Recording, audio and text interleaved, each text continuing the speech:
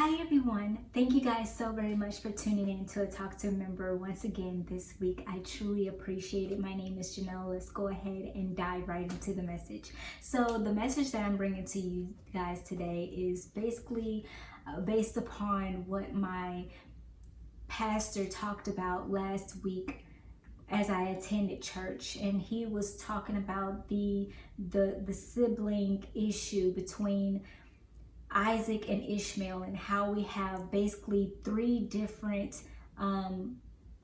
religions coming out of Abraham's lineage, coming out of Isaac and Ishmael that occurred, and that brings on the entire lineage of the reason why, honestly, why we have so much division, especially between religions. And I don't want to start there, but I do want to go back a little bit further, where we actually start out with the first two siblings that came from the first two people of flesh that were on this earth, and that is Adam and Eve. And Eve gave birth to Cain and Abel. Now, you guys all know the story about Cain and Abel, how Cain was very furious and jealous and upset about what God was doing, and how he basically appreciated the offer that was given to him by Abel and not by Cain. So I want to just go back a little bit and talk about that. So Abel's offering was the first lamb that was born, and he actually gave the parts of that lamb to God, right, as a sacrifice. But what Cain did was he gave him some of his harvest. Now, I was trying to figure out the actual reason behind all of this, the reason why God decided to choose Abel's gift over Cain's, you know, and it didn't necessarily say much about it. My opinion, even more before that point, is that Cain tried to give God a harvest, which is that at that time exemplified sin, because of the fruitful sin that took place with his parents. But because Abel provided God with the fat, which is the luxury, that's how they symbolize it. Fat from the lamb meant that it was luxury, that you were giving God the best of the best, right? Luxury of the first lamb, which was the sacrificial lamb. God was pleased. So let me go ahead and go over that again for you. So my opinion that I'm looking at in this situation that basically births it all is that Cain was very upset. He was very jealous. He was outraged of what God was doing in this very moment. How could he accept something that, you know,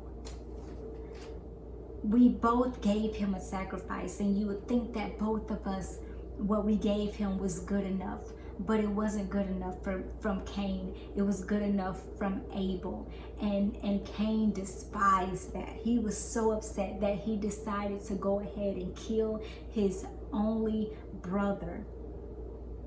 Now, as I was saying, how I'm thinking about this is that Cain dealt with the harvest, right? He decided to give God some of his harvest, some of the crops that he grew. But what I was thinking is that the first thing that happened with the harvest, it was the fruit, right? Now, I'm not sure if it was grain. It just says that he gave him some of his harvest. Now, a harvest means that you're planting, whether it's grain or whatever. So what I'm thinking is that the fruit had something to do with it, where it was bad fruit of what happened with his parents, what Adam and Eve did by going to that forbidden tree and eating that forbidden fruit.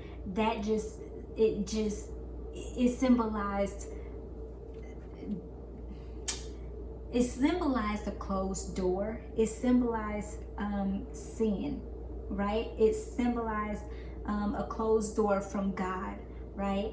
And going against God. But Abel provided God with the fat of that first lamb that he that came out of that sheep. He decided to give God the fat of that lamb, of that first lamb, which is the sacrificial lamb, as we know, the sacrifice of Jesus Christ, who died on the cross for our sins. He had no spot or blemish. He was the sacrificial lamb, and for that, God was pleased. So it's a trickle down effect. It's a trickle down situation of what happened long ago, starting out at the beginning of time, that comes from where it started to where what happened in the Gospels, and what happened all the way to John. You know, when Christ died on the cross for our sins. We see this whole thing played out the entire way. And so I don't want to get stuck on just Cain and Abel, but let's go ahead and go down the lineage, shall we? So next, after Cain and Abel, we have the other brothers, right, that we know so much about, and where all of this comes from. And that comes from Isaac and Ishmael. So with Isaac and Ishmael, we have two, where one was supposed to be in the picture, which is Isaac, and then we have Ishmael, who by his innocence, he had nothing to do with the situation, but it happened. And so now we have three births of religion out of all of them, right? We have Islam, we have Christianity, and we have Judaism coming out of all of that. And so we're going to continue on, because by these two different men, we have two different lineages that took place. We have Jacob and Esau, right? We have those two brothers who are basically twins, right? But one was born a little bit earlier than the other, and they've been fighting in their mother's womb. And so we have favorites that are taking place between the two sons. Now we have Isaac, who enjoyed Esau. That was his favorite son, right? But then Rebecca, who is Isaac's wife, her favorite son was Jacob. So now you have two parents in a household who are dividing these two brothers up by favoritism. How familiar is that? We have that Esau was supposed to be the next in line once Isaac was, gone. We have Esau being the next in line that was actually supposed to receive the inheritance, right, of all that Isaac was putting out there, was all that was his. Esau was supposed to receive it, but because of the deceptiveness of his mom, Rebecca had Jacob trick Isaac into believing that he was Esau, because as we remember, Isaac was blind. He was old and he was blind. He was getting ready to go. Okay. So Rebecca said, Jacob, go ahead and get the fattest calf, right? Go out and get the meat, and I'll go ahead and I'll clean it and I'll cook it, and I'll go ahead and have you go and serve this best meal, this favorite meal, to your father. And so that's exactly what happened. She took the skin off of the animal, and she placed it on Jacob, because he was bare. He didn't have any facial hair, nothing. He was not hairy like Esau. And Esau, the name Esau means hairy. And so Jacob decided to go ahead by his mom's wishes and trick his father. And his father decided to go ahead and give Jacob the inheritance. So then when Esau came in, Esau didn't have anything. He was not able to receive any of his inheritance by his father because Jacob, once again. So moving down the line, we have Jacob now, right? Remember, we had Esau and Jacob from Isaac, from their father Isaac. Now we're going to Jacob. Jacob had 12 sons, and Joseph was the favorite son. His brothers were like very, very upset with him. Now,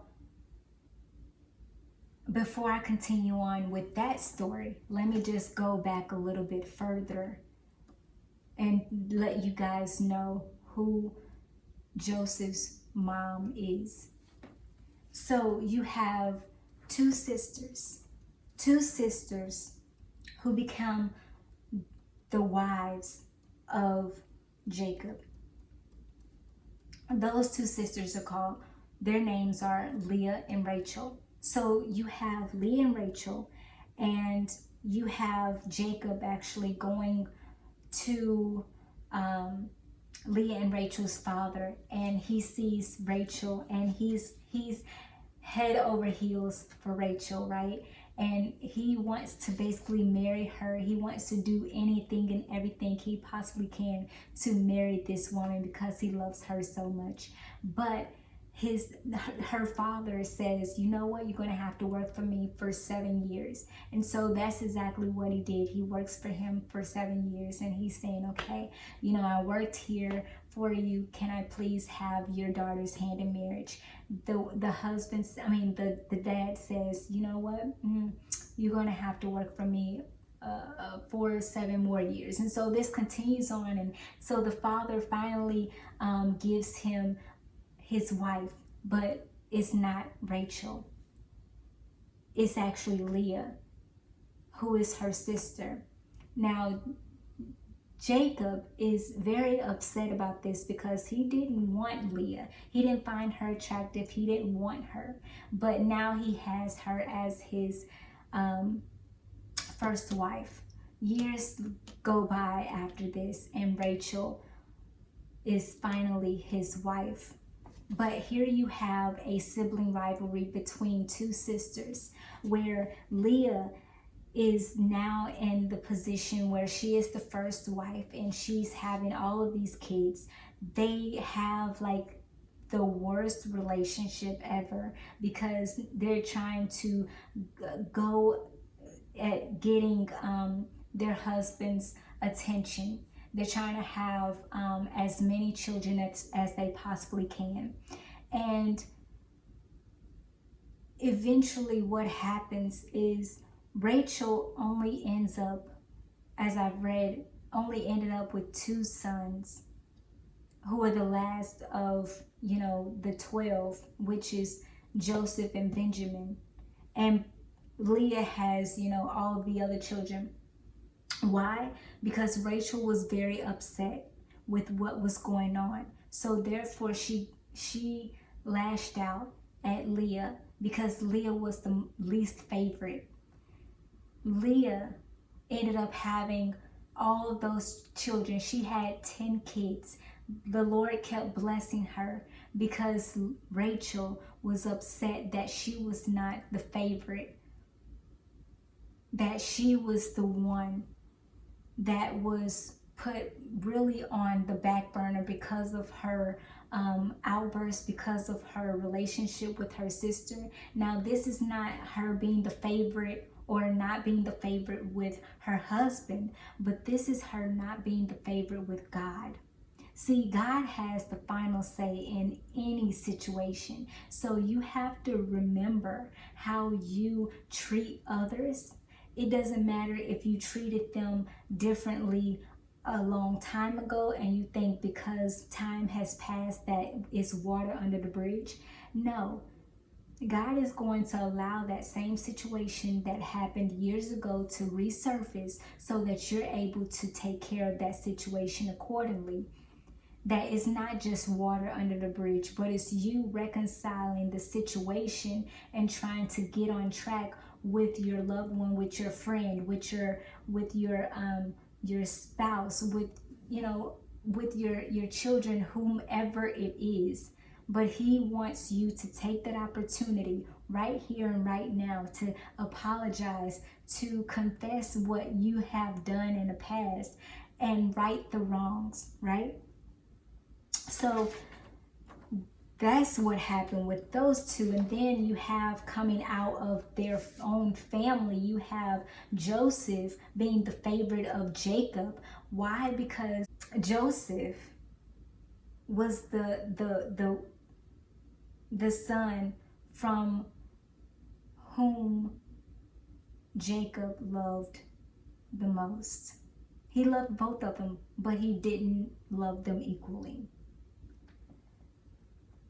And so also you have Joseph, who is the favorite, and not only the favorite, but he is favored by God, that he has dreams, right? Joseph is the one who is the dreamer, who has the dreams that God speaks to him, and those dreams become real, right? They are messages that God is giving to his people, and he's using Joseph to speak to his people and let his people know, warn them about what's going on, and the whole nine. Specifically his 11 brothers, right? They do not like this. They do not like that he's favored by his father, by their father. They do not like that he is basically anointed with these dreams.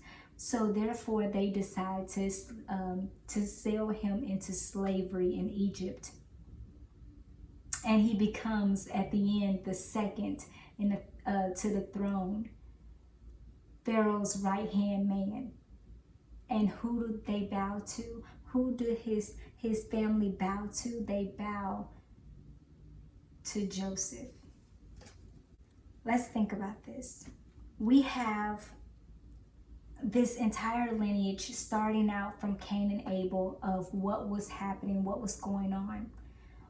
With sibling rivalry. We have favoritism that starts from the very beginning, and here we are in our modern day age where we are continuing in this type of lineage. And it's time for us to break that cycle, where I mean each and every one of us have it in our families, whether it's with us and our own siblings, or if it's like, you know, our mom and dad, or, you know, whoever it is in their, you know, with their siblings. It trickles down. It's a trickle down effect. And so it's just like, okay, is it going to stop with you? You know, what have you done? And I can't necessarily speak too much. And I was just thinking, like, Lord, okay, how am I going to speak to your people about sibling rivalry when I am only looking on the outside, looking into the situation, because it's in my family, but I don't have necessarily siblings that I'm close to. And that is the secret that I wanted to share with you guys.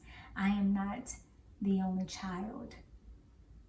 I have other siblings. Now, a lot of you guys are probably in the same boat or not, but I am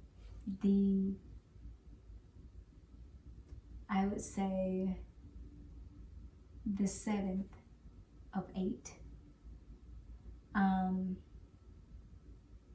And it's so crazy.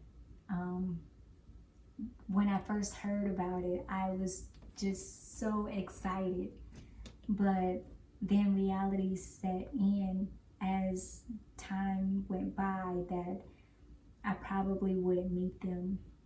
I probably wouldn't have a relationship with them. And just everything just started to go down. And so I was like, you know what, that's okay.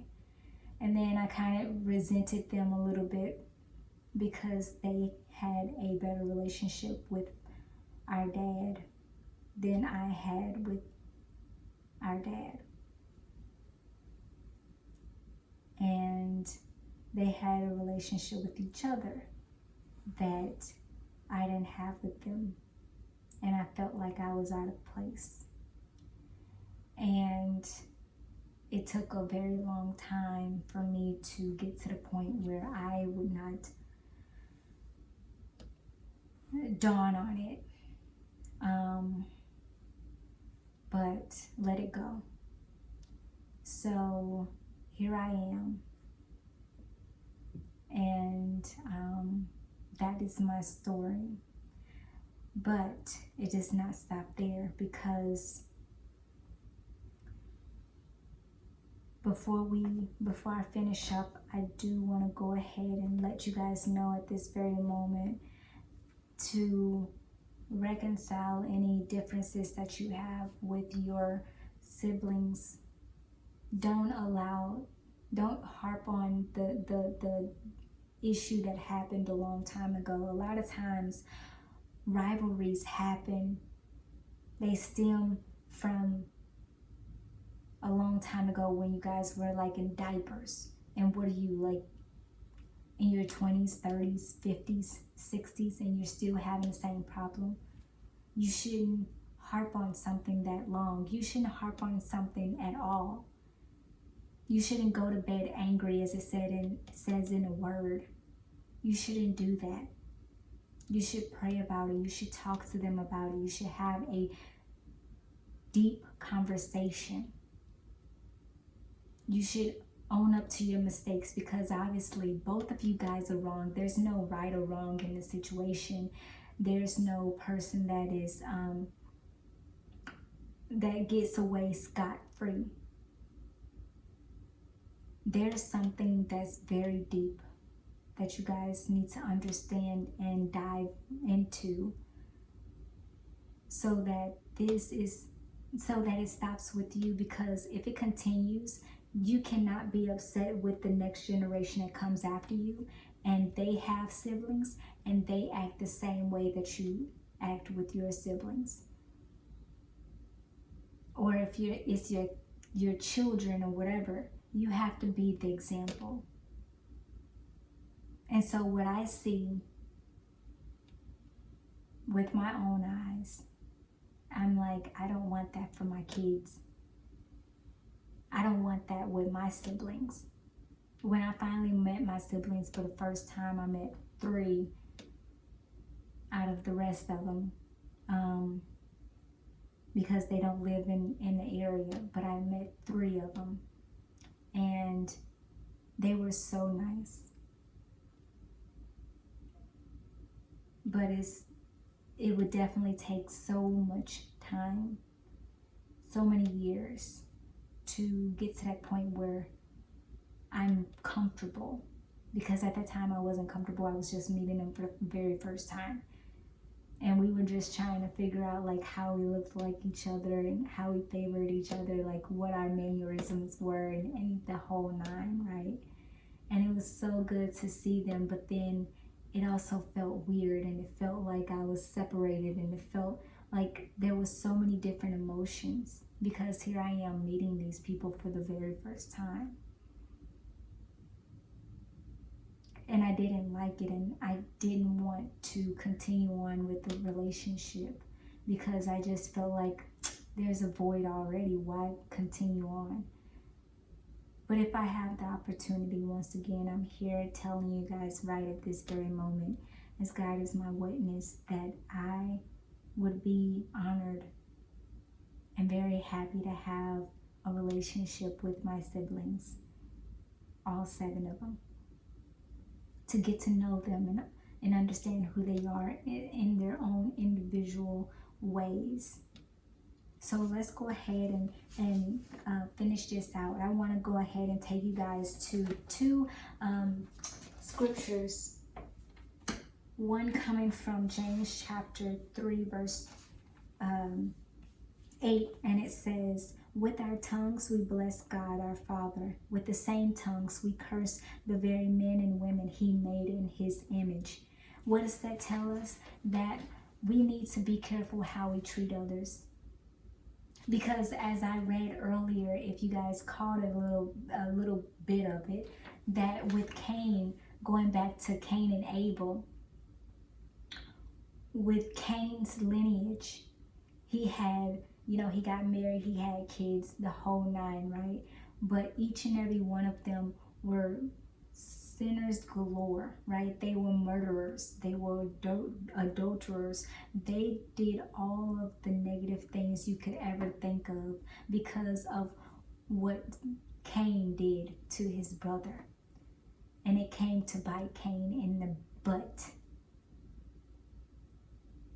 Then you have Abel, obviously not able to have any children or anything like that because of what happened. But you have Cain, who because of his actions a long time ago,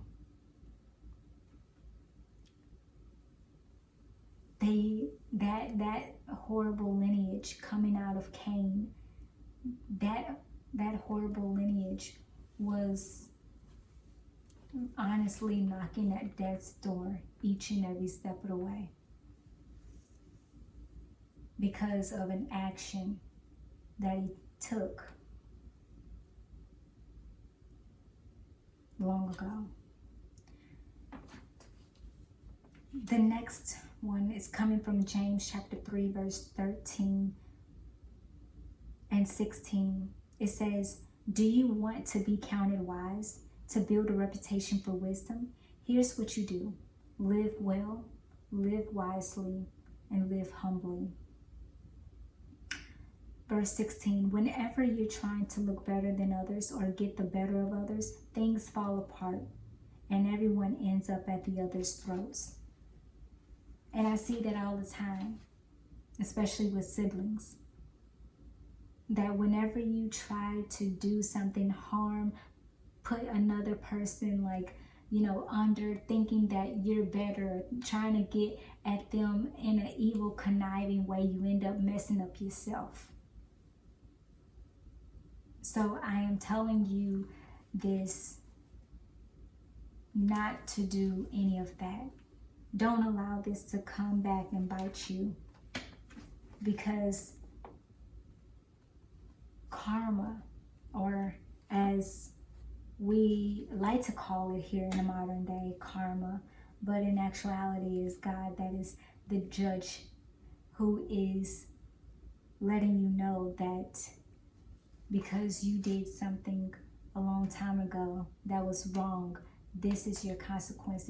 He probably won't give you a consequence right then and there.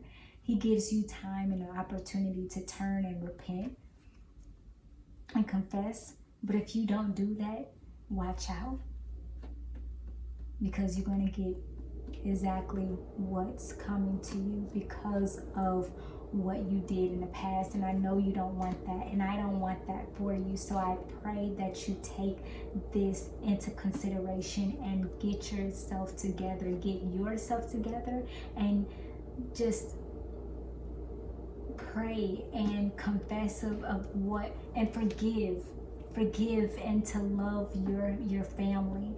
Forgive your friend for what they did. You may not want to talk to them again, and that's okay, but you have to forgive them for what transpired in that situation at that particular time. You have to do better. You have to be the better person. You can do it. I know that you can do it. You have to just put in the effort and want to do it.